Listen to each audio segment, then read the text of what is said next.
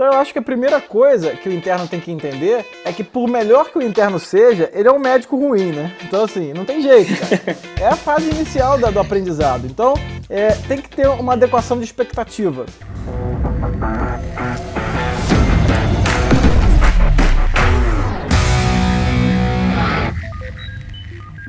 Sejam muito bem-vindos a mais um episódio do Além do Podcast. Hoje estou aqui com um médico que eu conheci recentemente, mas que já comecei a acompanhar o conteúdo dele e achei sensacional trazer ele aqui para a gente discutir um ponto que vai fazer muito sentido para vocês, que é como se tornar um interno padrão ao mesmo tempo que você estuda para residência. E para essa discussão de hoje eu tenho o prazer de ter aqui o Dr. Bruno Farnetano. Brunão, se apresenta aí para o pessoal, conta um pouquinho da sua trajetória para a gente começar aqui o episódio. Então, Bernardo, obrigado pelo convite, né? A gente se conheceu há pouco tempo, mas eu já acompanho vocês, o pessoal da Além da Medicina. Eu sou carioca também, né? Eu sei que o Bernardo é de Niterói, mas, enfim, é muito pertinho. E eu sou carioca. Você morava onde no Rio? Eu morava no Leblon, cara. Aí depois que eu fui morar sozinho, eu fui pro Jardim Botânico. É Playboy. Playboy. Não, sempre fui Playboy da Zona Sul do Rio, isso aí é verdade. E aí, enfim, eu fiz medicina na Unirio, né? Que é a Universidade Federal do Estado do Rio de Janeiro. Em 2006 eu acabei a faculdade, depois eu fiz residência de clínica médica na UFRJ e, enfim, durante 8 anos eu trabalhei no ambulatório de colagenose da UFRJ com o professor Pape, professora Alícia, Belinha, Flávio Signorelli e, enfim, fiz clínica médica. Com 8 anos de formado mais ou menos, eu quis mudar os ares, né? Eu calculei que eu ficaria 2 anos dentro do carro, nos 30 anos que seguiriam, e eu vim para o interior de Minas. Hoje eu moro em Ubá, Minas Gerais, e dou aula de clínica médica na UFV, que é a Federal de Viçosa, e também no Unifagoc, em Ubá. Eu sou clínico, né? Eu sou médico hospitalista, de consultório, de beira-leito. Esse é o meu trabalho. Meu trabalho é atender paciente mesmo. Se eu pudesse definir, então, Bruno, seria um clínico raiz, assim? Não sei se tão enraizado assim não, mas eu sou, a minha linha de trabalho é na clínica médica mesmo. Acho que seria um clínico raiz, sim, Bernardo. Boa, legal, cara. Prazer te ter aqui. E eu acho que o Bruno ele tem muito a agregar pra gente, porque ele tem a visão do outro lado, né? A maior parte das pessoas que ouvem aqui nosso podcast são estudantes de medicina, alunos aí recém-formados, médicos recém-formados. E o Bruno tem a visão um pouco do outro lado, né? Do preceptor, do orientador, do professor, e eu acho que a gente tem muito a contribuir aqui nessa discussão de entender o que é bem visto, né, pelos pares, o que é bem visto pelo seu superior, num momento tão tenso da vida do estudante, como é o internato, os 2 últimos anos de internato, principalmente o último ano, que ele tem esse desafio de passar na residência. Para a gente começar aqui a nossa conversa, eu queria discutir com você, Brunão, na sua visão, o que é um interno padrão? Quais são as características de um interno que você olha para o cara, você vê ali o comportamento, como ele se porta durante o internato, e você fala, pô, esse moleque é diferenciado, essa menina é diferenciada. O que você define aí no seu escopo? Então, vamos lá. Eu trabalho com internato há muito tempo, né? Desde que eu me formei. Eu recebi interno desde 2007, 2009, lá na UFRJ, nos ambulatórios de colagenose. Aqui em Ubá, eu sou um dos responsáveis pelo internato de clínica médica do Unifagoc. Na UFV eu também recebo interno. Então eu acho que a primeira coisa que o interno tem que entender é que por melhor que o interno seja, ele é um médico ruim, né? Então assim, não tem jeito, cara. É a fase inicial do aprendizado. Então tem que ter uma adequação de expectativa, né? Às vezes o interno ele vai para o internato achando que o preceptor vai esperar dele uma qualidade do ponto de vista médico, mas não é isso. Eu acho que o interno ele tem que ter uma característica que é muito bem descrita no livro Sobre o Modo de Aprender, do Gilbert de Tournai. A gente falou sobre esse livro no bate-papo que a gente teve há pouco tempo, né? Que é o seguinte, é a capacidade de se submeter a uma regra. Então eu acho que o interno ele tem que ser capaz de se submeter à regra do serviço. Essa submissão envolve ali uma série de características comportamentais, tá? Que são as tais soft skills hoje em dia, né? Ficou na moda falar de soft skills, que é pontualidade, é apresentação pessoal, é a forma com que ele lida com os outros membros da equipe e das outras profissões que estão ali no hospital, a relação médico-paciente, né? E a capacidade de ouvir e de obedecer, né? Então, o próprio Gilbert Tournai fala que quando você se submete, você há uma regra, você está treinando ali a paciência, e aí a paciência, ela leva à obediência, né? Então o primeiro ponto, né, é essa questão da submissão à regra do local, sabe? Enquanto às vezes o interno acha que o professor está esperando dele um grande diagnóstico, e não vai vir um grande diagnóstico nem uma grande conduta, porque o interno não tem prática, é o contrário, né? Eu acho que o interno padrão é um interno, então, resumindo, que ele consegue se submeter à regra do serviço e ele está ali para aprender. Ele não está ali para ensinar, ele não está ali para dar diagnóstico, entendeu? Eu acho que esse que é o perfil do interno que me agrada bastante, sabe? Pô, é muito legal essa visão. E eu acho que isso quebra um pouco a expectativa de que, pô, ele tem que chegar sendo brilhante, ele tem que chegar sendo o cara que resolve os casos, que já conhece todas as doenças, que já sabe todos os tratamentos. E muitas vezes isso gera uma frustração no interno, porque ele não tem tempo de voo, ele não tem ali a prática, ele pode ter visto uma coisa ou outra, ter tido a sorte de encontrar um caso parecido e ter alguma vivência a mais em determinado paciente, mas de via de regra ele não conhece quase nada de medicina. Ele está começando a ter uma prática ali assertiva agora, nesses primeiros anos de internato, em que a convivência é mais diária com o paciente, não é tanto só sala de aula, que nem ele viveu ali nos ciclos anteriores da medicina.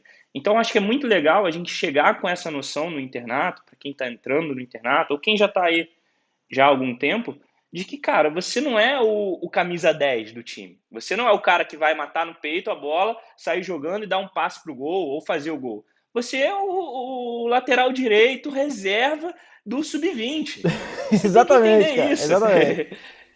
Você tem que entender isso, você tem que estar ali pronto, você tem que ir nos treinos, então você tem que chegar cedo, porque é ali que você está começando a construir a sua trajetória. É ali que você está formando a sua primeira imagem como profissional. E eu te diria que, cara, tão importante quanto o aprendizado que você leva do internato é a impressão que você deixa em relação aos seus pares, em relação aos seus internos do mesmo ano ou internos que rodam com você de diferentes anos da sua faculdade, em relação aos seus professores, em relação aos residentes.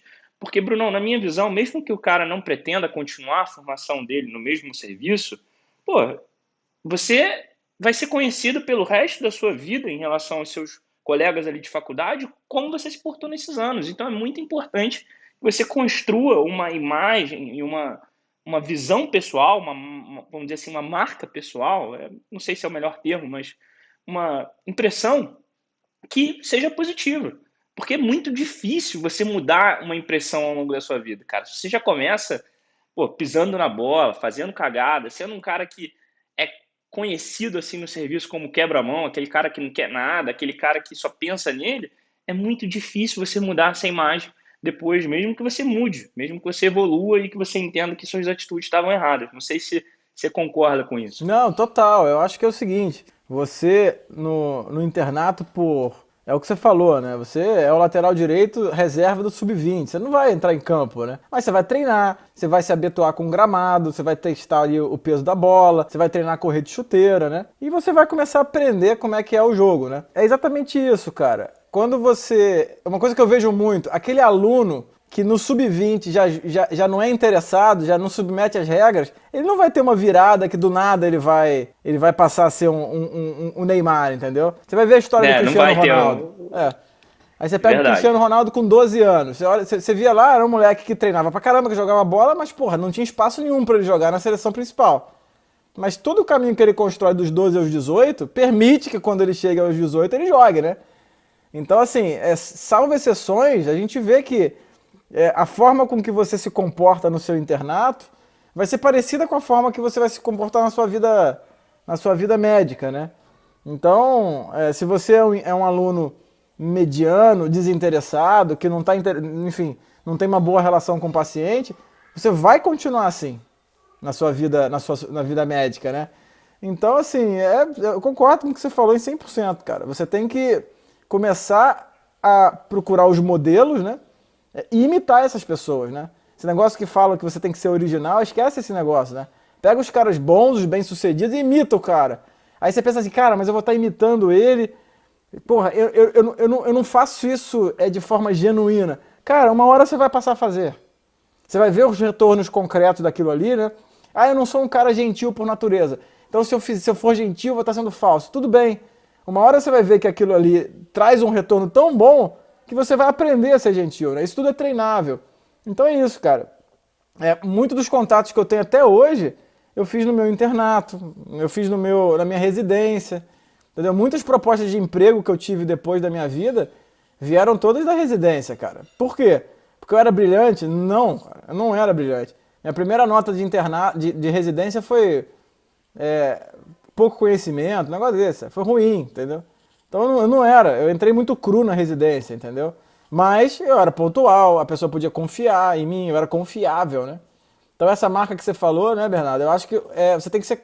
As pessoas são divididas entre as confiáveis e as não confiáveis, né? Isso é muito importante, cara. Cara, com total. E você tem uma filosofia que é muito parecida com a minha, porque eu também não sou o cara talentoso, o cara que o pessoal olha e fala, nossa, esse moleque é um gênio, ele aprende muito rápido, ele tem muita facilidade, ele tem uma mão boa para minha área que é cirúrgica. Então eu não tenho nenhuma desses diferenciais aí competitivos que fazem talvez sobressair os olhos numa primeira impressão. Só que eu sou o cara do trabalho, então o que eu acredito é que é esforço, é dedicação, porque não existe nada na sua vida que vale a pena se tornar bom que você não comece ruim. Então você tem que começar ruim para se tornar bom. Se você já começa bom, provavelmente essa coisa não vale a pena. Sei lá, eu sou muito bom em malabarismo. Beleza, mas provavelmente você não vai viver de malabarismo. Agora, você ser bom em clínica médica, você ser um bom cirurgião, você ser um bom pai, você ser um bom esposo, marido, o que seja, você tem que começar ruim. Porque é uma coisa que vale a pena, é uma coisa muito complexa, é uma coisa difícil. E tudo que é difícil a gente começa ruim para um dia a gente se tornar bom, é uma escada. E o pessoal quer, em um mês de internato, já se tornar o cara que é referência. Ou o cara sai da faculdade e acha que vai ter um tapete vermelho estendendo ali porque ele passou 6 anos se ferrando. Ou da residência. Então, eu acho que essa questão do esforço, a gente tem que deixar claro que é tempo de voo, gente. A gente não vai conseguir conquistar tudo que a gente quer em um mês, em algumas semanas. Tudo que vale a pena demora. Tudo que vale a pena é uma curva de aprendizado que normalmente é devagar. E quando a gente chega preparado para esse tipo de verdade, vamos dizer assim, as coisas estão mais fáceis, porque você não fica tão decepcionado, você não cria uma falsa ilusão de que você vai evoluir na velocidade da luz. Pode até ser, mas aí vai ser bom, vai ser uma surpresa positiva. E não aquela frustração aí de ficar se comparando, de achar que, pô, o Brunão, ele vê um paciente e já sabe o diagnóstico. Eu não sei, então eu sou ruim. Não, cara. O Brunão tem 10 anos a mais de medicina que você, 15, dependendo do momento de vida. Então, não dá para você comparar. Não dá para você comparar o seu palco com o bastidor dos outros. Exatamente. Porque você teve que percorrer uma trajetória para chegar nesse ponto. Pô, eu tava falando isso com os internos quinta-feira, cara. Que pra você ter aquele livro, né, Outliers, né? Outliners, pra você, Sim, das 10 mil horas. Então assim, pra você sair de um merda pra ser mediano, é rápido, cara. Então assim, vamos muito lá. Rápido. Pensa em ping-pong. Ah, cara, eu nunca peguei uma raquete de ping-pong. Cara, se você ficar ali 5 meses jogando, você vai aprender a jogar ping-pong. Você vai ser medíocre, né? Sei lá, se você ficar ali de repente 5 meses, não, mas 2 anos, você sai do medíocre pra bom. Mas pra você ser muito bom, demora muito tempo. Então, assim, para você chegar do ruim pro mediano é um tempo rápido, do mediano pro bom é um tempo mais ou menos, mas, cara, esse finalzinho do bom pro ótimo, cara, é muito tempo, né? É um mundo de diferença. E a questão é que as pessoas se contentam com a mediocridade, né? Então o cara se contenta com... As pessoas às vezes se contentam em ser boas, né? Ah, não, eu não quero ser... Eu escuto muito isso. Ah, não, mas eu não quero ser o melhor, sabe? Cara, assim, a gente pode até não ser o melhor, mas tem que querer, né? Então tem um livro que eu gosto muito, chamado Homem Medíocre, né? Do José Engenheiros. José Engenheiros foi o líder do partido, foi um dos idealizadores do Partido Comunista da Argentina. Então, assim, pra falar essa questão política aí, pra gente ver que tem gente boa dos dois lados, né? Eu não sou esquerdista não, mas... enfim, o cara tem um dos livros mais importantes que eu já li, né? E ele fala o seguinte: mira na lua, tá? Quando você vai acertar nas estrelas. Mira na lua, exatamente. Quando você perceber, você já tá nas estrelas. Então, assim, é uma coisa trabalhosa, né? Então, assim, eu sou médico há 15 anos, sabe? Cara, eu ainda tô lutando muito para chegar perto, por exemplo, do professor Ricardo Caminha, da UFRJ, do professor Ricardo Bastos, sabe? Eu ainda vejo uma estrada muito longa, sabe? Há pouco tempo eu vi uma rânula, não sei se você já viu, uma rânula, que é enfim, uma patologia da boca, né? E eu nunca tinha visto aquilo, cara. Eu vi na quinta-feira, eu estudei, peguei e vi, eu falei, cara, as coisas ainda se surpreendem, né? Então, assim, eu tô na luta ali, eu sei que eu sou um bom médico, sabe? Mas, cara, eu não quero ser um bom médico, entendeu? Eu posso até não ser um médico foda um dia, sabe? Mas, assim, eu quero ser mais coisa, eu quero ver mais doente, eu quero ver mais paciente, eu quero me dar melhor com os pacientes, eu quero dar ali eu quero falar cada vez melhor a frase pro paciente bem colocada ali, para despertar nele uma sensação que seja produtiva para ele ou parar de fumar ou aderir ao tratamento, entendeu?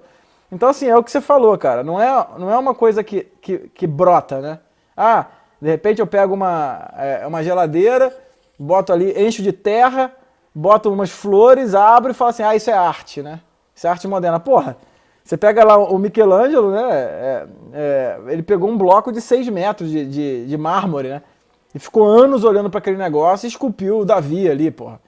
Entendeu? É essa busca, esse refinamento pela excelência que eu acho que é a luta da vida, né, cara?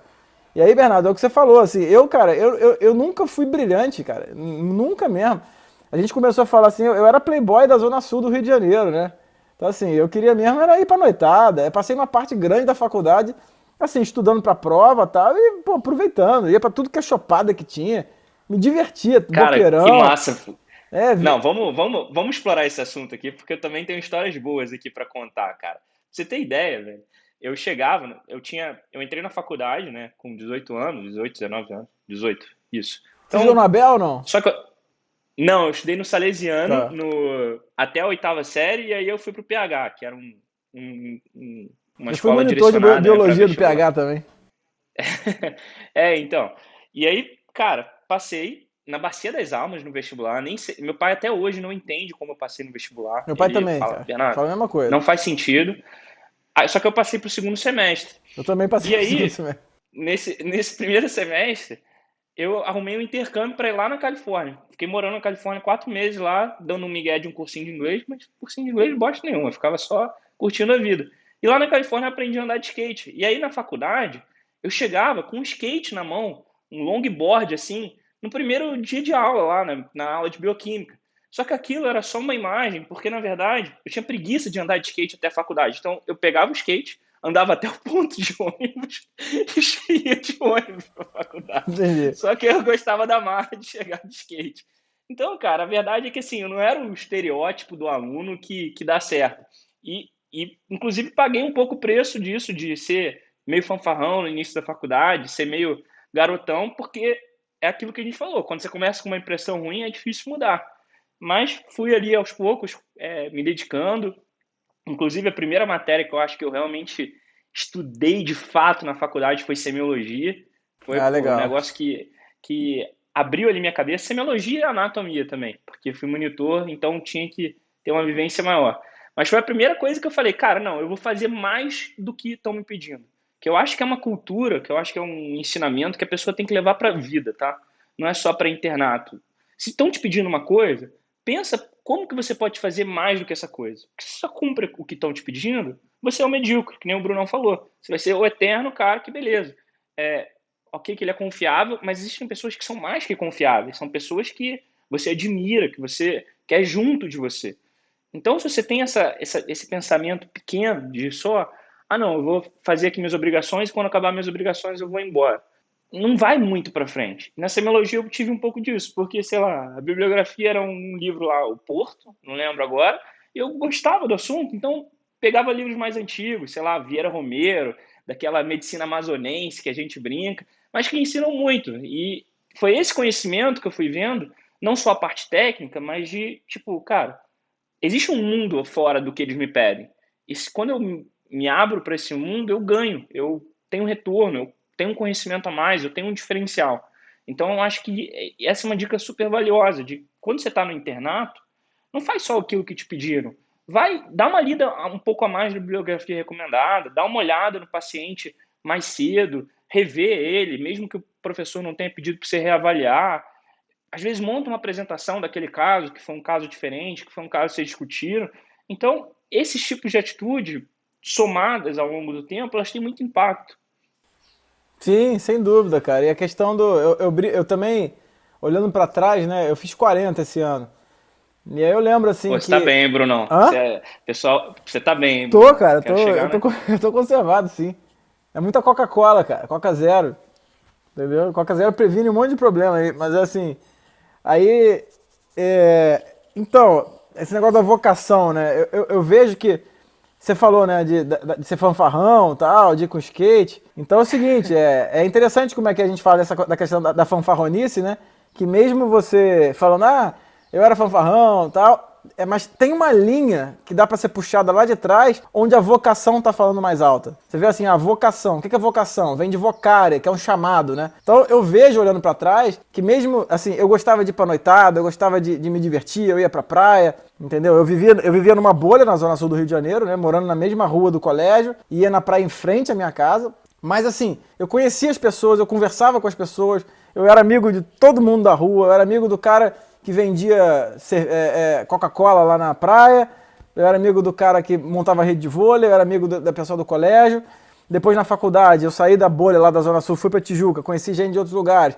E quando eu ia pra Lapa, por exemplo, a Lapa no Rio de Janeiro, que era um lugar que eu ia muito, tinha o Rio Cenário, que era um antiquário, não sei nem se existe ainda, e que, pô, ficavam centenas de pessoas olhando do mundo todo. O meu chamado era pra entrevista, cara. Era entrevista clínica. Porque eu gostava de conhecer gente de todos os lugares. Eu lembro que eu conheci um cara filipino, sabe? Que era transplantado renal, eu fiquei amigo do cara. Depois o cara me mandou um livro do Elvis, lá quando ele chegou nos Estados Unidos, que ele morava nos Estados Unidos. Eu conheci o ator que fez o Doctor Who, né? Lá na Inglaterra, no Rio Cenário, que era amigo de um amigo meu. Então, assim, no final das contas, essa questão adolescente, né? Que eu acho que tem um pouco a ver com a busca pela maturidade, que é explorar o mundo real, né? Então você tem o mundo teórico, que você tem que ter acesso também, lógico, que vem na literatura, mas tem o mundo real ali. Então a minha energia para explorar o mundo real, ela se cruzava com a questão da diversão, entendeu? Então, por mais que eu fosse me divertir, óbvio, tinha a questão enfim, de tudo que envolve a noitada, mas assim, também tinha a questão de uma força muito grande de conhecer as outras pessoas, entendeu? Então, muito do que eu tenho da minha entrevista clínica hoje, do meu consultório, Bernardo, vem das pessoas que eu conhecia, cara. Tá entendendo? Da forma que eu aprendi a falar, entendeu? Na praia. Então, o jeito que eu falo na praia, eu sei colocar as coisas às vezes, fazer uma piada, fazer uma brincadeira, porque, cara, isso já foi testado décadas, entendeu?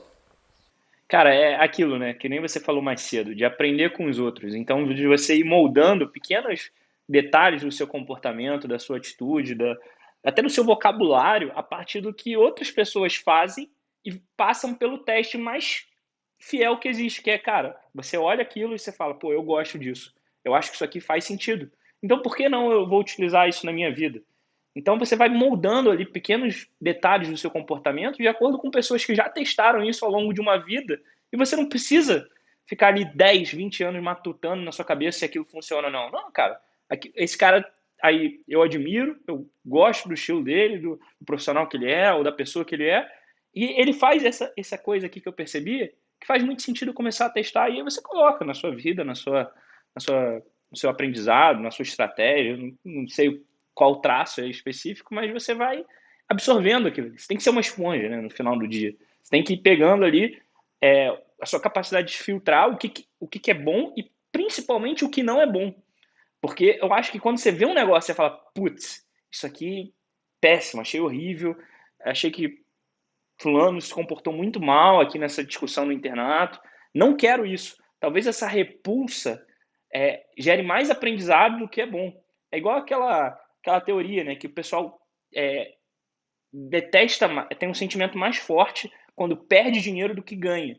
Então, um comportamento ruim, eu acho que ele também tem muito a ver com isso, que ele desperta mais emoção, ele dá uma descarga maior do que o comportamento que você admira.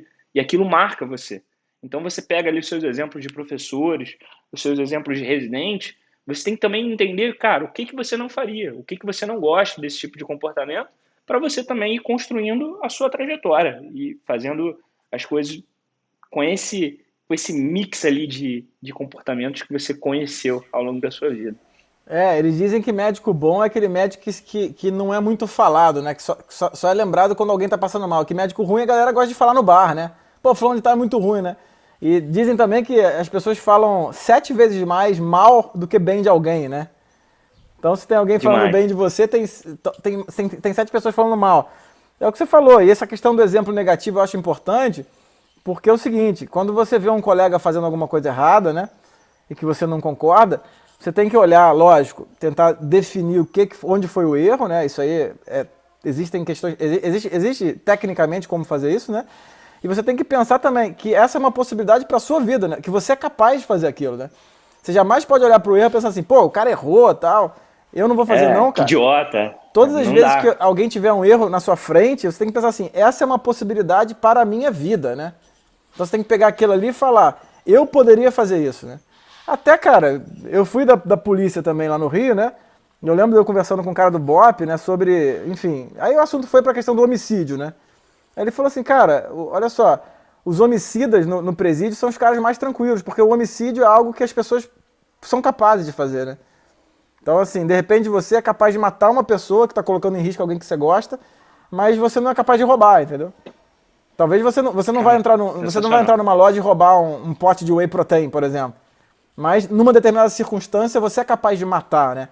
Então, quando a gente estiver diante do erro, né, e aí do erro médico, por exemplo, a sua visão é, cara, de repente eu com um boleto para pagar, eu com uma noite mal dormida, eu com um filho doente, eu também seria capaz de errar dessa maneira, né? Existem várias formas de você expor o erro, né? Porque É, a coisa que eu acho que uma das coisas mais feias que tem é, por exemplo, aquele cara que é o médico do dia seguinte, então que já chega lá com o paciente manifestando é. todos os Médico negócios, do sofá. pô, e aí, não, isso aqui é óbvio, como é que fulano não pensou nisso? Essa conduta aqui tá errada, pô, absurdo. Cara, não tem coisa mais, acho que rude, antiética, feia, é uma coisa que fala muito mais sobre ele do que sobre o fulano que ele está discutindo. Porque, cara, não faz sentido. Você não sabe qual era a condição que o paciente foi atendido inicialmente, você não sabe quais eram os recursos, você não sabe o que ele tinha disponível, como é que ele estava no dia, se ele estava vendo mais 20 pacientes juntos. Então é muito ruim você expor o erro. É muito mais válido você expor o acerto em público e elogiar aquela frase, né? Os elogios sempre em público e as críticas sempre no particular. Mas é um negócio que, cara, se você é estudante, médico, residente, cara, nunca faça isso. De verdade, porque é uma coisa que fica ruim para você. Você não Sim, tá ganhando nada e expondo o outro. Mesmo que seja um erro crasso, mesmo que seja óbvio, cara, você não ganha nada diminuindo as outras pessoas. com certeza, cara. E assim, você vai fazer merda, né? Assim, é questão de Você tempo. vai. E outra Não, coisa e você também, vai ser um dia nessa situação. aí eu sugiro que todo mundo veja o vídeo do TED, no TED Talks, do Brian Goldman, né, sobre os médicos erram, né? Aí ele fala que é bem interessante esse vídeo, né, do Brian Goldman. Brian Goldman é um médico canadense que virou um comunicador, né? Ele tem um programa de rádio, ele escreveu um livro chamado Jaleco Branco, Arte Negra. E aí ele fala, por exemplo, que de alguns erros dele, né, durante a vida e que grandes erros ele cometeu nos últimos 6 meses, não foi recém-formado, né? Então o cara aí com 30 anos de experiência, ele fala, olha, não fica achando que eu só errei há 20 anos e agora eu tô errando cada vez menos, né? Eu errei, né, nos últimos 6 meses, né? Ele fala de um termo interessante, né, das 3 palavras que o médico tem pavor de ouvir, né, que é do you remember, né? Que toda vez que alguém chega assim, você se lembra daquele paciente que você deu alta ontem, né? Então, voltou, né? E aí ele fala disso, né? Então, o erro ele tem que estar na pauta, né? Senão a gente vive numa ilusão, né? E aí, fazendo um paralelo para nossa vida de blogueiro, né, cara? Como é que a questão do Instagram, ele tem que tomar muito cuidado, a gente que se comunica com o público, né? Para não tentar passar uma ideia fantasiosa, né, Bernardo? De que, assim, que a vida é um mar de rosas, que não é, né? Não, total, cara. E é uma coisa que eu levo muito a sério. Inclusive, pô, cara, comecei o meu Instagram no R1 lá de cirurgia. Então, pô, é um ambiente completamente desfavorável e inóspito para você começar um Instagram, né? Você é R1 do serviço, você é o cara que carrega o piano, né? E, assim, graças a Deus eu fui muito bem recebido. E antes, ele vai um pouco contra esse ambiente aí inóspito da cirurgia, o pessoal é parceiro, se ajuda. Mas, cara, você é R1, você é R1, é R1 em qualquer lugar, você é a base ali da cadeia alimentar. Então, você estar exposto não é tão legal. E o negócio foi tracionando, foi andando, e no R2, quando eu fiz prova de residência de novo, eu já tinha uma certa relevância, já tinha um programa de mentoria, E, cara, olha a situação. Eu tava ali me preparando, já tinha um certo track record, as pessoas já me admiravam, e eu tava fazendo prova de residência ao mesmo tempo. Ou seja, um peso do cacete nas costas.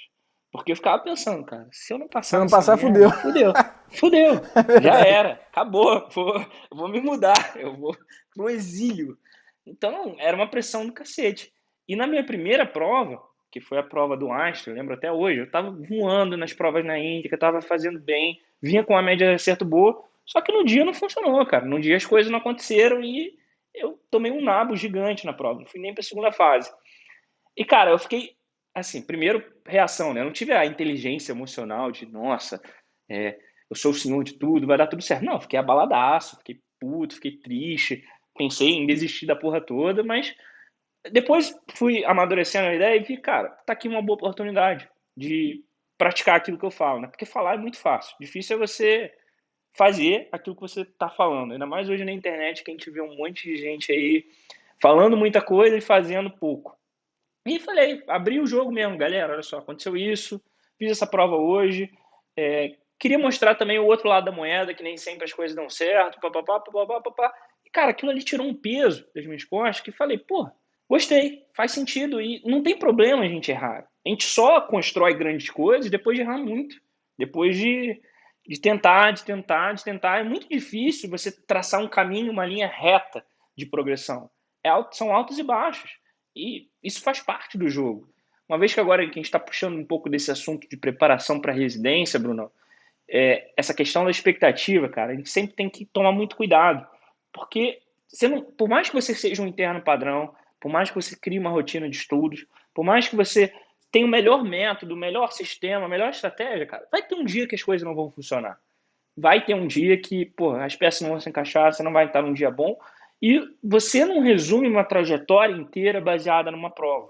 Você não resume todo o cara, um perfil, um prognóstico de carreira, se o cara passou ou não numa residência. São várias etapas ali que você vai construindo e que você vai montando ali a sua reputação no final do dia. Então, eu acho que é importante a gente, às vezes, tirar o peso um pouco dessa questão de que, cara, meu Deus, se eu for mal em uma prova, minha vida acabou, já era, e eu não presto. E não é assim que funciona, né? Não sei como é que foi a sua experiência aí em prova de residência. Então, Conta aí. cara, foi o seguinte, eu vou te contar. Primeiro, assim, olhar pra trás é um pouco mais fácil pra mim, né? Porque, assim, tem muito tempo. Mas, assim, eu lembro que eu estudei no Santo Agostinho, como eu te falei, e, cara, o Santo Agostinho só falava de UFRJ, não tinha outra opção, né? E quando eu não passei pra UFRJ, eu passei pra Unirio, que também é uma federal, cara, foi uma frustração danada. Vou te falar que eu fiquei 6 meses incomodado, 6 anos, né? Meio que incomodado. Ver a Minerva da UFRJ me fazia meio que um mal e aquilo ali, de forma imatura, né? Eu ficava assim, pô, tinha que ter passado pra UFRJ, mexeu muito com a minha vaidade, né? Com o meu ego. Quando eu fiz E o prova pra. pessoal da UFRJ no intermédio bate muito nisso, né? De melhor do Rio, de É, não sei o não, quê. cara. Eles te pressionam nesse sentido, cara. É um É, negócio que melhor do é um terror Brasil. psicológico. Tinha um negócio assim, aí quando eu dava plantão com a galera da UFRJ, eu ficava bem assim, sabe? Eu me sentia Mordido, mal, né? né? É, ficava assim. E aí quando eu fiz prova pra residência, eu lembro que a minha estratégia foi estudar as apostilas do Medicurso, né? Eu peguei, sentei, li tudo aquilo lá. Eu sempre tive facilidade pra fazer, assim, eu tinha uma facilidade mediana pra fazer prova, assim. Eu não era o cara que tava no top, né? Quem eram os primeiros na minha época? Eu sempre vou lembrar, era a Mônica, não lembro dos nomes, né? Bruno Baquiega, Pozobon. Tinha os caras aí que eram os primeiros, né? De todos, né? Tinha o Roberto, tinha o Caju, né? Um amigo meu também, Eduardo Antônio. Então, assim, a galera. Era aquela pelotão da frente, né? Eu nunca fui pelotão da frente, eu era o mediano, né? Então eu podia de repente dar uma corrida ali e sair na frente, mas poderia sair atrás. Aí eu fiz a prova da UFRJ e, cara, fiquei, acho que oitavo, né? Assim, porra, com a galera eu falei, cara, me dei bem. Só que aí na prática eu me ferrei, né? Na prática. Eu tirei 5, era o limite. De 5 em 10, e aí 5, se eu tirasse 4,9 eu era reprovado por nota. E aí eu fiquei naquela expectativa, e eu não passei, né? Pra residência. Eu lembro que saiu o resultado no dia 21 de dezembro de 2006. Eu lembro que saiu esse resultado que eu não passei, e, cara, foi aquele baixo astral, né? Aquela São as tristeza e tal. apostilas as culpadas, Bruno. Hã? São as apostilas as culpadas. Pois é, mas na época era o que tinha, enfim. E aí cara, fiquei num baixo astral danado, mas assim, eu me reorganizei, né? Eu tava esperando ali o Hospital da Lagoa, eu tinha passado no Hospital da Aeronáutica, e de repente eu passei na reclassificação, né? Uma coisa que eu achava inimaginável, e aí quando você passa na reclassificação, quando eu passei para o FRJ, e aí sim aquilo foi um grande motor para minha vida, né? Mas assim, cara, a gente vai se frustrar, né? Mas o que eu falo hoje, né? Depois de 15 anos, é o seguinte, cara. Cara, se você tiver que se ferrar, cara, você se ferra, né? Tem um episódio da Copa de 94, que eu lembro, foi a Copa que eu mais assisti, cara. A Copa de 94 do Brasil. Eu era fã do Romário, depois o Romário foi pro Flamengo, aí, porra, passei anos da minha vida. Você é flamenguista, cara? Quê? Sou Você é flamenguista, cara. flamenguista? Porra, eu sou vascaíno. Não, eu passei muito tempo. Aí quando o Romário foi pro Valência, depois foi pro Vasco, acabou o futebol pra mim, eu nunca mais vi. Cara, o Romário na final da Copa do Mundo tem uma cena muito interessante, né? Que tá todo mundo sentado no meio do campo e o Zagallo vai chamar quem vai bater os pênaltis, né? E aí o Zagallo pergunta, quem vai bater pênalti? Cara, o Romário já levanta a mão, eu vou bater, né? Aí você pensa assim, cara, o cara, pô, ele tinha que bater, né? Assim, o cara é o nome da Copa, ele tinha que bater o pênalti. Aí ele bateu, a bola bateu na trave e foi gol, mas beleza. Por que eu tô falando isso, cara? De certa maneira, algumas coisas você tem que fazer. Então você tem que fazer a prova, cara. Entendeu? Você tem que fazer a prova. Se você fugir da prova, é pior, cara. Essa galera que fica assim, ah, não, mas não sei se eu faço. Cara, você vai ter que fazer a prova, entendeu? Você pode chutar pra fora. Se chutar pra fora, cara, tudo bem, cara. Olha só, você fez, beleza, você chutou pra dentro e foi campeão do mundo. Ótimo, é uma alegria danada. Mas se você chutou pra fora, você vai ter que ir pra casa, tomar banho, comer, dormir e acordar. E o dia seguinte do título, ele é meio que parecido pra todo mundo. O mundo é igual. O mundo então, não é aquela sensação de campeão. Como passa... você é vascaíno, você não viu tantas vezes assim o seu time ser campeão, né? Mas assim, quando você... Puta, cara, eu tive muito azar, porque eu não peguei a época de ouro, né? Eu nasci em 93, então Não, ali na época que o Vasco tava dominando, eu não curti tanto. Aí na época que eu comecei a acompanhar futebol, cara, só de graça. só ferra. Só de graça.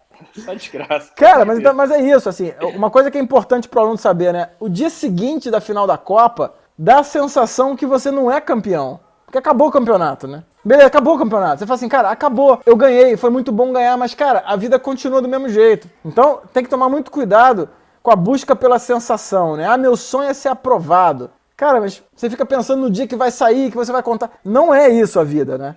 Não é isso. É uma sensação, Bernardo. É uma sensação de bem-estar e é uma sensação de mal-estar. E aí parece meio estoico isso, mas enfim, você tem que tomar cuidado para não ficar igual uma roleta, né, de sensações, né? Porque se você fica muito empolgado, daqui a pouco você fica muito abatido. E aí você se ferra, cara. Aí só para finalizar, o cara que ganhou o campeonato de barra era um cara da Marinha Americana, né? Ele fez sei lá quantas barras em um... Ele tá no Guinness ali, que foi o cara que fez mais barra no mundo. Aí perguntaram pra ele assim, de onde você tira tanta empolgação para fazer barra? Aí ele, meio fechadão, falou assim, cara, quem disse que eu tô empolgado? Cara? Eu tenho que fazer, cara. Quando eu tô empolgado, ótimo, eu vou lá e faço. Mas, porra, eu tenho que fazer. Pra eu ser bom nesse negócio, eu tenho que fazer. Então, se você ficar estudando, imaginando a alegria que você vai ter se passar, vai vir na sua cabeça o desânimo que você vai ter se não passar. Então, não é esse o caminho, né?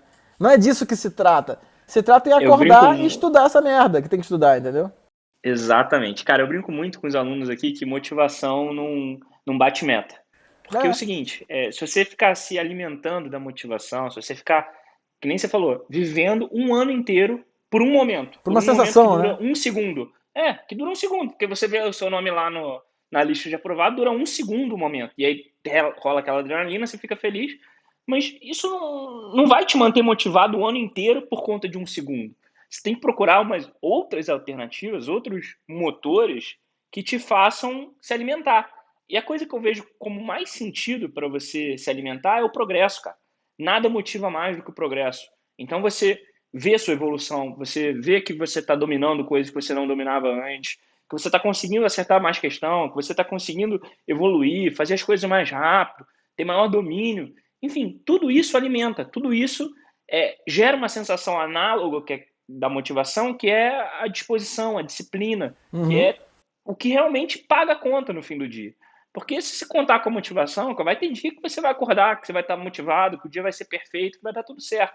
Mas a maior parte dos dias não são assim. Ainda mais pensando nesse contexto de internato, que é um desafio você conciliar, vamos dizer assim, a jornada na sua faculdade, as suas obrigações e algo a mais, né? Porque residência, teoricamente, você pode se formar e ser médico generalista. Então você está fazendo algo a mais pela sua carreira, pela sua vida, E é difícil você conciliar essas duas coisas, você equilibrar isso tudo. Então, cara, se você se matar um ano inteiro pensando só nesse momento, não vai funcionar, porque você não vai conseguir ter a consistência. Você tem que se alimentar ali do progresso. Você tem que viver esse processo e tirar outras forças que não sejam só, ah, não, vou acordar e vou fazer acontecer nesse dia. Obrigado, gratiluz. Isso não vai acontecer. Não, Vai ser na força do ódio mesmo. e é muito ruim, cara, porque quando você começa a movimentar a sua vida, né, em busca de sensações, você só vai responder às sensações, né? Então você pensa assim, pô, se eu passar na prova, meu pai vai ficar feliz, eu vou falar para meus amigos, eu vou me sentir bem, vai me envaidecer, eu vou poder falar que eu tô na residência da UFRJ e tal. Mas se eu não passar, meu pai vai ficar frustrado, não sei o quê, eu vou ficar com vergonha. E aí você Céu vira, ou inferno, né? sua vida vira um inferno, porque você fica construindo a sua vida com base, né, nas sensações que você tem que você gera nos outros, né?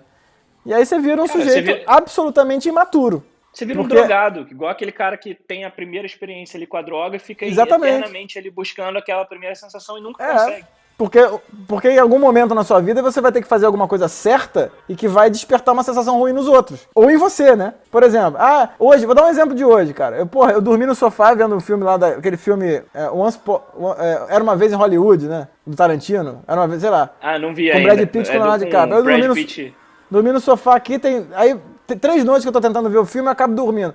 Cara, eu tô com uma dor no pescoço, cara, que puta merda, cara. Acabei de tomar um Deocil aqui. Acordei cedo, tem 3 filhos, um monte de bicho pra cuidar. Fui na missa, depois fui passar visita, sabe? Aí passei visita. Cara, aí agora eu tenho que legendar uns negócios aqui. Eu não tô empolgado, Bernardo. Eu não tô Não tá empolgado. ali, uau, que Não dia, que tô domingão. empolgado. Mas assim, mas eu tô satisfeito, sabe? Eu vou fazer isso, né? Eu tenho que ler umas coisas, eu tenho que organizar um monte de coisa. Eu tô empolgado com isso. Não tô empolgado, né? Mas, cara, mas isso não vai mudar o que eu vou fazer, né? Você não vai perceber isso, os alunos não vão perceber isso, né? Então, assim, você não pode buscar na medicina prazer sensorial, né? Porque senão você vai ser o cara que vai estar reclamando que o paciente não te valorizou, você vai estar reclamando que o hospital não te dá a atenção que você merece. Você vai virar um eterno sujeito que vai querer aceitação e vai querer um tapete vermelho estendido. Aí no dia que você tiver que tomar uma posição viril e firme, né? Aí eu tava vendo também Kung Fu Panda com meus filhos ontem. Já proibi de ver, cara. Pô, o urso lá é um bobo alegre, bicho. Não dá. Entendeu? No dia que você tiver que tomar uma posição viril, né? E aí viril não é no sentido só homem e mulher, não. É uma posição correta e que vá, por exemplo, ser o certo, mas que vai desagradar um monte de gente, você não consegue. E o médico, ele se coloca na situação em diversos momentos, né? Então é isso que você falou, cara. Motivação, cara, assim, desculpa, motivação não, empolgação. Aliás, eu tenho um pouco de receio de aluno muito empolgado, né? Na minha Não, experiência, porque é fogo vai de passar. palha, né? Normalmente é fogo de palha. Vai passar. Esse negócio de padrinho médio, você lembra? Esse negócio de padrinho médio que teve aí? Cara, Eu vou te vi. falar, dezenas de alunos. Eu quero que você seja meu padrinho. Eu falei, beleza, topo. Faz isso pra mim. Aí eu dava um capítulo e pedia pro cara resumir. Nenhum fez. Nenhum, ou seja, a empolgação passou. Porque o cara cria um mundo fantasioso, de que, assim, que é só doce, né? É só temperatura agradável, é só sofá confortável. Aí passa a empolgação, é engraçado, né? Como é que passa? É um belo filtro, né, cara? É um belo filtro. É, E uma coisa que eu acho que faz muito sentido, pensando em, pô, você conciliar essa dupla jornada, vamos dizer assim, que nem a gente falou, de estudar e ser o interno, porque, vamos lá, um grande ponto que eu acho que vem para discussão quando a gente pensa nisso é que, cara, você não vai conseguir ser o melhor interno do mundo e também ser o cara que mais estuda para residência. Chega um momento em que algum lado ali você vai ter que desequilibrar. Vai ter um momento que, pô, você às vezes está com a prova chegando e você vai precisar dar um gás na prova. Ou, pô, a prova está longe, você precisa ali estar atento ao seu internato, estar aproveitando o internato. Só que uma coisa que o pessoal não percebe é que no final das contas é tudo medicina. Você está estudando medicina. E eu sou muito contra essa ilusão de que estudar para a vida é a melhor das coisas, é o que mais gera aprendizado, estudar para a prova é uma bosta. Eu sou contra, porque, cara, olha só, quando você está estudando para residência, você tem uma pressão ali, e o ser humano ele funciona sob pressão. Ele dificilmente, se você contar com com a disposição, com a boa vontade, sei lá, a disciplina dele, ele dificilmente ele vai conseguir ser consistente ao longo do tempo. Ele precisa de uma pressão, ele precisa ter um objetivo. E a prova é um puto objetivo que motiva ele a estudar. Eu, por exemplo, comecei a estudar de fato mesmo, ter rotina, porque as provas de residência se aproximaram. E essa foi uma herança que, graças a Deus, eu levei para minha vida, que hoje eu tenho rotina de disciplina, de estudos e tudo mais.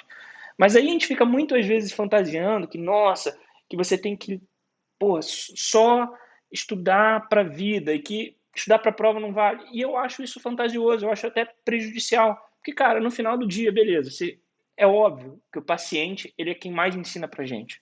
Concordo. Só que para a prova de residência, você não vai conseguir ter um paciente para cada caso que foi cobrado na prova. Não vai dar. Por mais que você se esforce, por mais que você procure, por mais que você veja todos os pacientes do seu hospital, não vai ter um caso para cada questão de prova. Então você vai ter que sim ir para a teoria, ir para a apostila, fazer questão, seguir sua estratégia. Mas no final do dia, cara, se você vê o paciente 30 minutos e se você estuda 3, 4 horas por dia na residência, você está aprendendo muita medicina. Você está construindo ali um repertório de ferramentas, de conhecimento, de vivências, que por mais que não sejam tiradas da prática, é conhecimento. E você, com estratégia, você consegue fazer esse conhecimento ficar por mais tempo. Porque, cara, de nada adianta estudo por estudar, estudo por dizer que fiz, estudo para contar horas de leitura. Isso aí não funciona, porque estudo sem direcionamento, estudo sem estratégia, é estudo jogado fora. Exatamente. Se você não retorna aqueles assuntos, se você não volta a visitar, se você não tem uma estratégia ali de você conseguir pensar naquela forma e conectar os pontos, de nada adiantou você ficar ali debruçado, lendo o último guideline da Sociedade Americana de não sei o quê. Porque isso aí é muito mais sobre o ego, é muito mais você falar que você leu um livro que é respeitado, que é o tratado, que é a última atualização, do que aprendizado no fim do dia. Não sei se você concorda, mas é um tema polêmico. Você falou uma série de elementos aí que eu acho bem interessante, né? Essa questão das frases feitas, né? Estudar pra vida. Essas frases, tipo, fazer medicina por amor ou por dinheiro, né? Estudar pra vida. Elas são frases que elas representam alguns elementos da realidade, mas elas omitem muita coisa. É uma romantização, né? É uma romantização. Você faz medicina por amor ou por dinheiro. Cara, os alunos vão levantar a mão e vão falar que é por amor, né? Outros um pouco mais espertinhos vão falar assim, por amor, mas dinheiro também é importante. Cara, você faz medicina, tem uma coisa oculta aí. Você faz medicina pra ter um dever, cara. Pra ter um ofício, um trabalho. Que eventualmente nem o amor, nem o bem-estar, nem o dinheiro vão estar envolvidos, cara. E quando você fala assim, estudar pra vida, tem uma conotação ali meio abstrata, como se, por exemplo, estudar pra passar em prova fosse algo menos importante e você fosse um grande estudioso para a vida, né? Como se você fosse assim... dissociado, né? Não, duas realidades completamente diferentes. E o sujeito que fala isso dá a impressão assim, que é um cara altamente culto e que passa o dia inteiro na biblioteca estudando para a vida, né? Quando na verdade é uma máscara. É uma máscara das virtudes. Semelhante àquele professor que chega e fala assim, não, eu acho que o aluno tem que ser livre para fazer as coisas, né? Cara, olha só, isso aí é uma máscara da preguiça, né?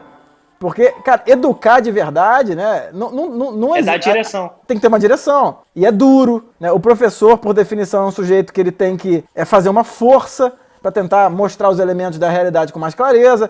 Os alunos, eles vão dar trabalho, porque eles não vão entender aquilo. Então, assim, esse negócio assim, eu vou dar liberdade para meus filhos, né? Cara, você é um baita de um preguiçoso que você quer ficar sentado no seu celular, enquanto teus filhos ficam quebrando a cabeça por aí. Na verdade, o esforço é um elemento que é presente em todos os cenários. Eu tenho que estudar para a vida, concordo. Você vai ter um baita de um esforço. Eu tenho que estudar para a prova, eu concordo. Também tem um esforço, entendeu? Então, assim, o elemento esforço, ele não pode ser retirado daquilo ali. E quando você fala assim, estudar para a vida é que importa, e fazer prova não é a tua vida, né? Para passar na residência, então... como assim, né? Então, assim, passar na residência, então, é o quê? Não é vida. Cara, sentar a bunda na cadeira de estudar anatomia, então, por exemplo, estudar anatomia, né? Não, mas a anatomia não serve para quem tá fazendo, sei lá, otorrino, né? Pra que o otorrino? Cara, mas quando você estuda anatomia e você olha pro Gray, você olha pro Netter, você tá ali aprendendo a se submeter a algo muito grande, que é sentar e estudar. Então, monitores, você falou que foi monitor de anatomia. Cara, os monitores de anatomia, eles têm um rendimento melhor em prova. Porque você é doutrinado ali a decorar um mundo de informação e você cria a cultura do esforço. Um método, exatamente. Então, o elemento esforço, ele tá presente ali. Então, aquele cara que fala assim, eu vou estudar pra vida. E, na verdade, às vezes é uma preguiça ativa, né? Eu vejo muito isso. A gente tem a impressão que a preguiça é só ficar deitado no sofá, mas não. Às vezes a preguiça ativa é aquele cara que tem que estudar, mas não, vai beber água, vai lá, vai dar uma corrida, não, vai arrumar a casa. e arruma um monte de atividade para não fazer o que tem que fazer, né? Cara, demais isso. Isso às vezes até eu me pego nisso. Pô, eu tenho a É, coisa eu que é mais também. importante no meu dia é fazer, sei lá, estudar fazer uma apresentação, vamos dizer, para residência. Aí eu começo, não, mas espera aí. Eu tenho uma pendência que tem 6 meses já, eu acho que eu vou resolver ela hoje, que é importante. Hoje o dia tá bom, tá propício. Sabe essa estante aqui? Eu acho que eu vou reorganizar esses livros aqui por Exatamente. cor, por título, por ordem do autor. Isso é mais importante. E aí você vai criando várias mentiras para você não fazer o que tem que fazer no final do dia. Então esse culto de, nossa, eu estudei meu paciente, pô, super legal, uma doença super rara, super importante, bacana. Mas e o estudo para residência que também vai te levar mais à Sim. frente na carreira? Ah, tem um negócio interessante. Isso que eu ia falar também. Esse negócio que você falou que eu achei interessante, na questão do tempo, né? A gente tem a mania de falar assim, o que é mais importante, então eu tenho que ficar fazendo mais tempo. Não. Questão da vida espiritual. Eu sou católico, né? Cara, eu rezo o terço, eu vou à missa. Rapaz, se eu começar. O que é mais importante na vida? É Deus, né? Porra, Deus veio encarnado em Cristo. Pô, então o mais importante é Ele. Não tenho a menor dúvida disso na minha fé. Mas se eu começar a ficar ajoelhado, rezando 12 horas por dia, minha família não come, eu paro de trabalhar. Tá errado. Então não é porque a minha vida espiritual é a mais importante que eu vou passar 12 horas por dia rezando. Eu vou rezar 15 minutinhos de manhã, vou rezar um terço à noite e o resto é trabalhar, cara. É acordar e atender gente. Então beleza, o internato é importante, beleza. Você vai de manhã pro seu internato, você vai ver seus pacientes muito bem, mas cara, depois você vai sentar e estudar porque você tem que passar na prova. Acabou. É isso. Aí você fala assim, não, isso, não, Bruno. eu preciso então aprender pra vida, eu vou passar o dia... Cara, eu vejo muito aluno que fica ali dentro do hospital porque é preguiçoso, cara. Rato de hospital, porque na Rato... verdade ele não quer ir para casa para estudar. Exatamente. E isso é uma desordem. É igual o cara que quer ficar sentado na igreja, rezando o dia inteiro. Ah, não, porque, nossa, Cristo veio pra cá, eu devo a ele ficar olhando pra ele. Não, cara, Cristo não é isso. Ele quer que você trabalhe, cara. Vai lá atender os outros. Quer que você sirva, que você ajude a sua Exatamente, é família, que exatamente você isso. provenha. Exatamente isso. Exato, cara. Cara, puta, você matou a pau nesse aí, Eu cara, tô com a porque a impressão gente que eu vê não muito respondi isso. nenhuma pergunta que você fez, cara. Não, mas Brunão, o papo aqui é aberto mesmo e eu acho que quando a gente tenta montar um roteiro de podcast, Thiago, pode deixar essa parte, não precisa cortar não. Quando a gente tenta montar um roteiro de podcast, é muito chato ser assim um esquema de perguntas e respostas. Olá, Bruno, então agora vamos para a próxima pergunta. Como você organizaria a sua estratégia? A gente aprende muito mais, as ideias são muito mais vivas, são muito mais contextualizadas quando a gente vai inserindo elas no meio de uma conversa. Também Faz muito acho. mais sentido. Porque senão fica um negócio engessado, chato. Eu não gosto de ouvir podcast assim. Eu, não, particularmente, eu não sou fã. Eu Também gosto não. muito mais de quando... Porque, na minha opinião, os melhores insights vêm dessa troca. Vem Também dessa, acho. tipo, você me fala uma coisa e aí você lembra de uma coisa que nem estava aqui planejado pra gente falar, mas, pô, fez sentido, teve contexto. E aí, olha o link que eu vou fazer agora. Contexto, eu acho que é fundamental para aprendizado. Então, uma das piores coisas que você pode fazer no seu internato é o seguinte, cara, você está rodando ali no internato de GO, que é um internato importante, é uma matéria importante. Talvez você não exerça GO na sua vida, mas você tem que saber ali o básico, pelo menos para você entender, se situar e saber o que acontece ali numa gravidez. Beleza. E aí você está estudando para residência, seu cursinho está te dando, sei lá, cirurgia ou uma coisa nada a ver. Tá, pediatria tem a ver. Tá, sei lá, uma coisa preventiva. Você está tendo preventiva ali. E aí você insiste em tentar, tipo assim, não, mas eu vou estudar muito GO, eu vou estudar muita preventiva, e aí eu vou voltar para GO e eu vou estudar preventiva. Cara, é loucura isso. Seu cronograma de estudos, ele não tem que ser baseado no cronograma do seu cursinho. Se o seu cursinho não disponibiliza uma flexibilidade para assistir a aula, cara, reclama lá na secretaria deles. Mas o seu foco é, cara, pô, eu tô vendo um paciente GO, eu tô discutindo GO. Por que não estudar GO para residência? Então pegar, fazer questão, fazer prova na íntegra, fazer as revisões que eu tenho para fazer, aproveitar aquele momento ali que você está vendo o paciente, que pô, ensina muito, e estuda junto para a residência. Pega, faz questão desse assunto, faz as suas revisões, em vez de ficar ali com uma coisa completamente nada a ver. Não quer dizer que você só tem que estudar GO, porque a residência não é só GO. Mas, cara, o seu foco nesse momento tem que ser dar conta dessa matéria, desse tema. Então, eu acho que esse foi o maior aprendizado que eu tive quando eu estava me preparando para a prova de residência, de que, cara, se tentar abraçar 1000 mundos ao mesmo tempo, não dá. Foca numa coisa que você está vendo na sua prática, que vai ficar muito mais simples você aprender. E Perfeito, é cara. uma loucura que os cursinhos fazem, que tipo, cara, não, mas você tem que seguir aqui a minha ordem, a minha direção. Beleza, eu concordo que tem direção, concordo que tem que ter um norte. Mas, cara, o aluno tem que ter a flexibilidade de poder, não, eu quero assistir hoje essa aula, porque eu tô vendo isso aqui na minha rotina. É ilógico você ter que seguir só uma trilha e tentar colocar todo mundo nessa trilha e todo mundo ficar feliz. É o que você falou da mentoria, né? Tudo isso aí volta para a forma que. Você volta pro livro do físico, né? Que é aquele livro lá. Que o cara viajou meio mundo para acompanhar um tutor, né? Então, assim, é isso. A medicina, a transmissão do conhecimento na medicina sempre foi caso a caso, né? Sempre foi assim, de alguém mais mestre e discípulo, né? E aí você querer ensinar de uma forma em larga escala, vai ter um prejuízo, né? Então, Claro que é vai. isso. O que eu acredito hoje, Bruno, é que a gente tem que entender a trilha de cada um. É claro que em escala, isso é um desafio você manter a trilha, você manter a individualização quando você tem um pool ali de 1.000, 2.000, 5.000, 10.000 alunos juntos. Mas o fato é que com a tecnologia que a gente tem hoje, com acesso às informações, com todos os recursos que a gente tem disponível, dá sim para a gente ter maleabilidade, para a gente ter flexibilidade. Então, você entender que um perfil é, sei lá, mais auditivo, é mais visual, funciona mais à base de pressão, ou quando você coloca pressão ele espana, são detalhes que você tem que ir entendendo, porque uma coisa que eu gosto muito, que eu falo muito essa frase, é que o seu método de estudos é um reflexo do seu comportamento. Então, se você é aquele cara que sob pressão você, espana, você dificilmente vai gostar de fazer prova na íntegra, você dificilmente vai gostar de acompanhar o seu percentual de acerto. E isso é importante, você vai ficar ali confortável na leitura das apostilas, assistindo aulas, porque aquilo não te provoca. Então, é muito importante você casar essas duas coisas. Você casar e entender que, cara, isso aqui é uma fragilidade minha.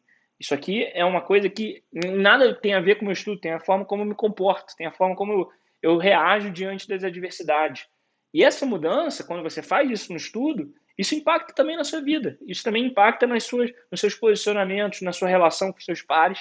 Então, uma coisa que eu acredito muito é que quando você desenvolve algumas habilidades durante o processo de estudo para residência, você transborda isso na sua prática. Não sei você, mas, cara, eu mudei totalmente minha forma de estudar, meus hábitos, minha rotina, depois que eu fui gradualmente me formando na residência, depois que eu fui passando prova a prova. O que você acha disso? O que, Claro, que, que passar na residência trouxe de sem impacto aí? dúvida alguma, cara. Sem dúvida. Eu estudei para residência é, lendo blocos de informação completamente desconectados da prática, né? Foi um trabalho de memorização que tem a sua perda ao longo do tempo, né? Dos dias. E aí quando eu entrei na residência, eu comecei a estudar caso a caso, cara. E aí eu peguei os casos, eu estudava o que eu via, né? E aí depois que eu me formei, que eu continuei no ambulatório de colagenose, né? Eu via doente com doença multissistêmica e eu estudava o caso da pessoa, né? Ia para casa e ficava estudando. Cara, o rendimento é infinitamente maior. Hoje eu lembro de coisas assim que eu jamais lembraria se fosse apenas um estudo conceitual, né? Então acho que são formas de estudar, né? O estudo conceitual, onde não há um objeto concreto, né? Tá, vou estudar lúpus, sem nenhum paciente com lúpus. Cara, é complicado. Mas agora se você viu um paciente com lúpus, você experimentou na prática um paciente, você vai estudar, né? E aí eu acho que cabe a mentoria, né, que você faz assim, é ter essa habilidade, né, de individualizar a pessoa, de ver o contexto que ele está e tentar extrair a melhor performance. Mas assim, me parece muito mais vantajoso um estudo mais flexível, cara. Isso aí, eu era muito assim, tem que sentar e estudar, né? Sempre fui assim, cara. Fui criado assim, desse jeito. É sentar e estudar. É bunda na cadeira. Claro que isso tem que ter, mas num contexto, né? Exatamente, cara. Eu acho que a gente cada vez avança mais para algumas quebras de padrões, assim, né? Porque existem essas regras aí na medicina, né? Então, medicina você tem que servir, você não pode querer ganhar dinheiro, você tem que estudar para a vida, estudar é só sentar na cadeira e estudar, e hoje a gente sabe que o mundo mudou. Isso aí podia até não ser muito discutido lá atrás, mas hoje a realidade médica é outra. Então, não dá, e com a quantidade de informação que você tem acesso, cara, não dá para você querer absorver tudo. É, Inclusive, uma outra coisa que eu aprendi nessa história aí, dessa minha curta jornada aí na medicina, é que, na minha visão, cara, existem materiais de primeiro contato, de segundo contato e de terceiro contato. Então, por exemplo, vamos dizer que eu esteja com um interno na urologia. Não adianta ele querer estudar urologia com o mesmo material que eu estudo, porque ele não vai entender, ele não tem a base ali daquele conhecimento, ele nem sabe onde fica a próstata. Não adianta ele querer ir lá no tratado da última linha da técnica cirúrgica, escrito em francês, para entender como é que faz uma cirurgia. Ele tem que começar pelo básico. Então não tem problema o cara, às vezes, para entender, para conectar os conhecimentos, pegar um resumo mais bem feito, uma coisa mais didática, uma coisa mais palatável. Porque, cara, aprendizado sem entendimento não existe. Então Sim, não adianta você querer ali decorar cada palavra do livro mais famoso, ou do guideline, ou do, sei lá, de qualquer referência que você esteja procurando, se você não entende aquilo ali, se você nem tem a base para usufruir daquele material. Então é uma escada. Então, e eu acho que existe uma pressão ainda no contexto da medicina de que só presta o material mais complexo, só é, presta o material mais difícil, mais raro, mais, sei lá, específico. E não, é uma escada. Pô. Quando você está começando, você tem que começar pelo material mais simples. Então, um livro mais básico, uma apostila, às vezes, um resumo de material, uma aula do seu professor, e depois você vai avançando as escadas, porque senão você claro. não aprende nada. Todas as vezes que eu vou dar aula, eu sempre penso assim: se trata de descoberta ou de aprofundamento, né? Então, por exemplo, vou dar um Perfeito. exemplo. Ótima definição. Vou dar aula de, sei lá, de asma. Cara, aula de asma, até para um leigo, tem um grau de aprofundamento, porque o cara já ouviu falar naquilo. Então, quando eu pego, Já por sabe, exemplo. né? O cara já ouviu falar. E assim, quando você vai falar, por exemplo, de vasculite, eu dou aula de reumato, né? Cara, é uma aula diferente, porque é muita descoberta. Então eu não posso chegar pro cara e mandar ele pegar o Kelly de reumato, né? Eu tenho que pensar na síndrome articular e começar do básico. Agora, se eu vou dar uma aula de DPOC, por exemplo, o cara que já passou por semiologia já é aprofundamento. Então é o que você falou, você tem que ver de onde que o cara está partindo, entendeu? De qual é o nível que ele está partindo. Eventualmente você pega um aluno que já tem uma mãe com artrite reumatoide, para ele é aprofundamento, cara. E às vezes esses caras vão no final da aula, né? E vai, minha mãe tem isso. Aí às vezes eu pego ali 10 minutinhos e aprofundo mais, entendeu? Então é o que você falou, cara. Você tem que saber para quem que você está falando, senão não funciona, né? Não funciona. Se você quiser Às vezes o que a gente vê hoje em dia é que todo mundo só tem aula de aprofundamento. Então É, não existe a descoberta. Né? Então já era. Você não aprofunda em uma coisa que você não conhece. Aí vira uma abstração completa. Que o cara até decora, mas ele não tem a menor noção do que aquilo é no mundo prático, né? ele decora, mas ele não consegue pensar. Ele Não, não consegue raciocinar. tem a Porque menor se foge da capacidade. decoreba dele ali, foge das peças que ele tem no quebra-cabeça, ele não consegue conectar nada. Exatamente. Cara, animal, animal. Brunão, a gente está caminhando aqui para a fase final desse podcast. Porra, daria para ser um episódio de 4 horas aqui, mas eu acho que o nosso ouvinte não ia ficar muito satisfeito. Mas, cara, achei fantástico. Eu acho que tem muito aprendizado aqui. E uma coisa que eu quero que o pessoal leve é essa questão da reputação, é a forma como você se porta diante dos seus pares. Porque, cara, reputação é um negócio tão importante que eu lembrei aqui de uma história que eu estava lendo um livro do Robert Greene, das 48 Leis do Poder. Não sei se você já ouviu falar.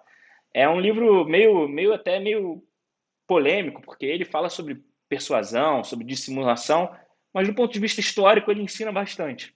E aí tem um caso lá que tinha na Guerra dos Três Reinos da China, lá nos anos 200 depois de Cristo, tinha um imperador, que eu até anotei o nome aqui, Zhuge Liang, que estava batalhando ali nessa questão da unificação e tudo mais. E ele era um cara muito temido na China, né, no território chinês da época, porque ele tinha ganho várias guerras, ele tinha uma fama, ele tinha uma reputação de que ele era um cara sagaz, um cara que você não podia dar mole para ele.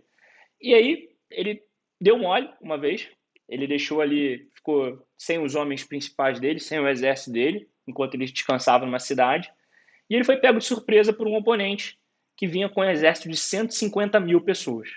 E o cara ali com 1.000 soldados. Não dava para competir. E aí qual foi a sacada dele?